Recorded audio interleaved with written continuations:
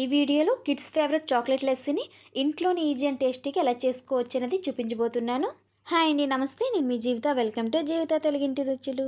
నేను చూపించే క్వాంటిటీ వచ్చేసి 1 మెంబర్కి సరిపోతుంది. ఈ రెసిపీ కోసం ఇంట్లో తయారు చేసిన పెరుగును తీసుకుంటున్నాను. కొంచెం చిక్కటి పెరుగును తీసుకుంటే లస్సీ అనేది థిక్ సేక్లో వస్తుంది. అండ్ ఈ పెరుగును కూడా మనం ఫ్రిడ్జ్లో పెట్టి చిల్లెడ్గా తీసుకోవాలి. ఒక మిక్సీ జార్ని తీసుకొని అందులో 1/2 కప్ వరకు చిక్కటి పెరుగును వేసుకోవాలి. నెక్స్ట్ ఇందులో 1.5 టేబుల్ స్పూన్ పంచదారను, అలాగే 1 టేబుల్ స్పూన్ దాకా కోకో పౌడర్ను వేసుకోండి. అలాగే 2 టేబుల్ స్పూన్ దాకా చాక్లెట్ సిరప్ని యాడ్ చేసుకోండి.